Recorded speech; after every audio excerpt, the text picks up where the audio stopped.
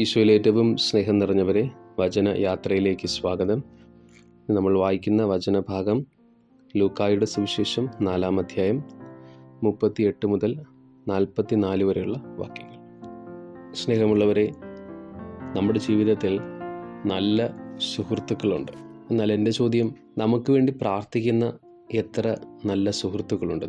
നമുക്കൊരു ആവശ്യം വരുമ്പോൾ വളരെ കോൺഫിഡൻസോടുകൂടി പ്രാർത്ഥിക്കണമെന്ന് പറയാനുള്ള എത്ര ഫ്രണ്ട്സ് നമുക്കുണ്ട്?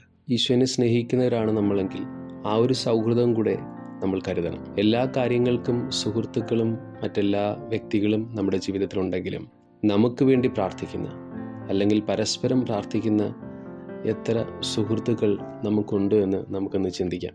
ഇന്നത്തെ സുവിശേഷത്തിൽ ഈശോ പത്രോസിൻ്റെ ഭവനത്തിൽ പ്രവേശിക്കുകയാണ്. അവിടെ തൻ്റെ അമ്മായിയമ്മ കലശലായ പനിയായി കിടപ്പിലാണ്. വചനത്തിൽ പറയുന്നത് പോലെ അവൾക്ക് സഹായം അപേക്ഷിച്ച് നിരവധി വ്യക്തികൾ വരുന്നുണ്ട്. ലൂക്കായുടെ സുവിശേഷം 4-ാം അധ്യായം 38 അവസാനം നമ്മൾ കാണുന്നുണ്ട്, ആളുകൾ അവൾക്ക് വേണ്ടി അവനോട് സഹായം അപേക്ഷിച്ചു. പത്രോസിൻ്റെ സാന്നിധ്യം ഉണ്ട്, പക്ഷെ വചനത്തിൽ പറയുന്നത് ആളുകൾ സഹായം ആവശ്യപ്പെട്ടു എന്നാണ്. ഒരുപക്ഷെ അവൻ നിസ്സഹായനായി നിൽക്കുകയാണ്. യേശു തൻ്റെ അമ്മായിയമ്മയെ സുഖപ്പെടുത്തുമോ എന്നുള്ള ഒരാഗ്രഹത്തോടു കൂടി. ഈശോ കരുതലുള്ള മനുഷ്യനാണെന്ന് നമുക്കറിയാം. ചുറ്റിലും എന്ത് നടക്കുന്നു എന്നുള്ള ബോധ്യം അവനുണ്ട്. എത്ര തിരക്കുണ്ടെങ്കിലും കൂടെയുള്ളവനെ ചേർത്ത് പിടിക്കുവാൻ അവൻ മറന്നു പോകാറില്ല. അതിന് ഏറ്റവും നല്ല ഉദാഹരണമാണ് യേശു തൻ്റെ തിരക്ക് പിടിച്ച ഈ ഒരു ശുശ്രൂഷയുടെ മധ്യത്തിലും തൻ്റെ കൂടെയുള്ളവരുടെ ആവശ്യങ്ങൾ നിറവേറ്റി കൊടുക്കുവാനായിട്ട് അവൻ ആത്മാർത്ഥമായിട്ട് പരിശ്രമിക്കുകയാണ്. ഞാൻ പെട്ടെന്ന് ചിന്തിച്ചതും അത് തന്നെയാണ്. എനിക്കും വിരലിൽ എണ്ണാവുന്ന കുറച്ച് സുഹൃത്തുക്കളുണ്ട്. പ്രത്യേകമായിട്ട് തുറവിയോടുകൂടി സംസാരിക്കാനും ഒപ്പം പ്രാർത്ഥനാ സഹായം ആവശ്യപ്പെടുന്ന നിമിഷങ്ങളൊക്കെ ഉണ്ടായിട്ടുണ്ട്. യഥാർത്ഥത്തിൽ അതൊരു കോൺഫിഡൻസ് ആണ്. നമ്മുടെ ജീവിതത്തിൽ ചില സാഹചര്യങ്ങളിൽ പ്രാർത്ഥന അത്യാവശ്യമാണ്. എല്ലാ സമയങ്ങളിലും പ്രാർത്ഥന അത്യാവശ്യമാണെങ്കിലും നമ്മുടെ ബോധ്യത്തിനനുസരിച്ച് ചില അവസരങ്ങളിൽ നമ്മൾ കുറച്ചധികമായി പ്രാർത്ഥനാ സഹായം ആവശ്യപ്പെടാറുണ്ട്. യഥാർത്ഥത്തിൽ ഈശോ നമ്മളോട് ആവശ്യപ്പെടുന്നതും അത് തന്നെയാണ്.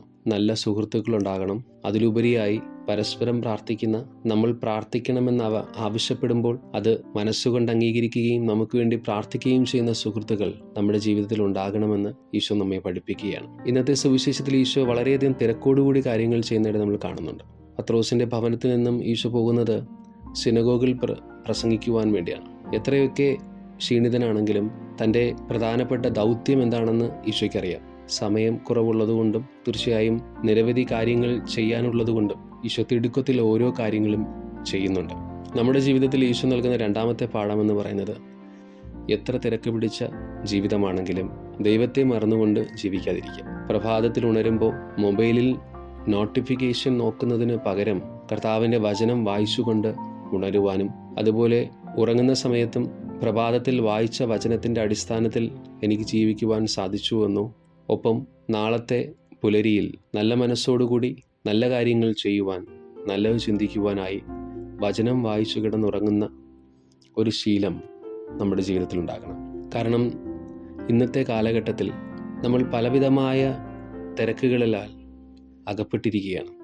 എന്നാൽ ആത്മാർത്ഥമായിട്ടൊന്ന് ചിന്തിച്ചു നോക്കിയാൽ ഇതൊക്കെ ആവശ്യമായ തിരക്കുകളാണോ എന്ന് ചോദിച്ചാൽ നമുക്കതിന് ഉത്തരമുണ്ടാകില്ല.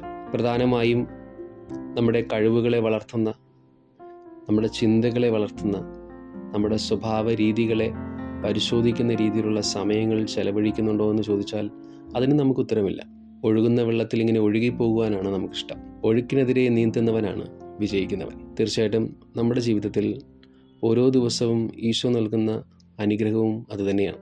എനിക്ക് പെട്ടെന്ന് തോന്നിയൊരു ചിന്ത എന്ന് പറയുന്നത്, നമ്മൾ നിരവധി കാര്യങ്ങൾ ദൈവത്തോട് ആവശ്യപ്പെടുന്നുണ്ട്.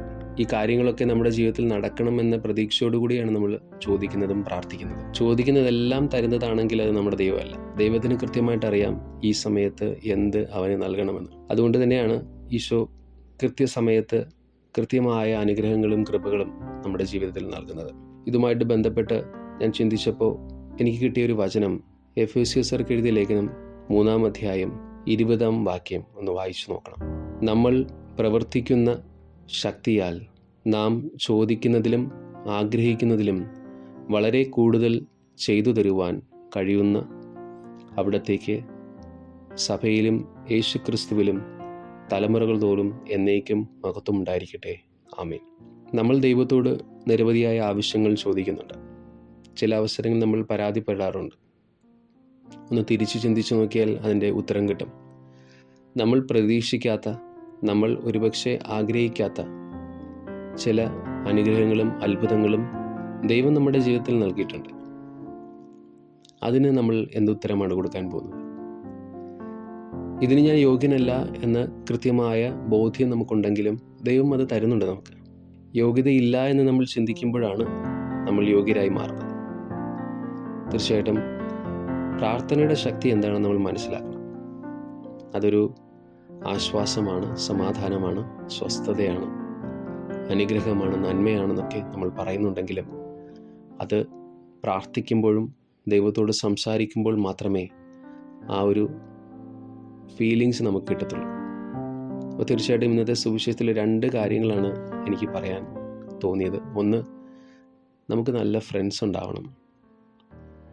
തുറവിയോടുകൂടി സംസാരിക്കുവാനും ഒപ്പം പരമപ്രധാനമായി പരസ്പരം പ്രാർത്ഥിക്കുവാനുമുള്ള നല്ല കൂട്ടുകാരുണ്ടാവട്ടെ. ഒപ്പം പ്രതീക്ഷയിൽ കൈവിടാതിരിക്കുക. നമ്മൾ ചോദിക്കുന്നതൊക്കെ ദൈവം തരണമെന്നില്ല. പക്ഷേ പ്രതീക്ഷയ്ക്കും അപ്പുറം, പ്രതീക്ഷിക്കാത്ത സമയത്ത് ദൈവം അനുഗ്രഹങ്ങൾ നമുക്കായി നൽകും. അതുകൊണ്ട് തീർച്ചയായിട്ടും തുടർന്ന് പ്രാർത്ഥിക്കുക, തുടർന്ന് വചനം വായിക്കുക, വചനത്തിൽ അടിസ്ഥാനമാക്കി നമ്മുടെ ജീവിതത്തെ രൂപീകരിക്കുവാനുള്ള കൃപയ്ക്കായി നമുക്ക് പ്രാർത്ഥിക്കാം.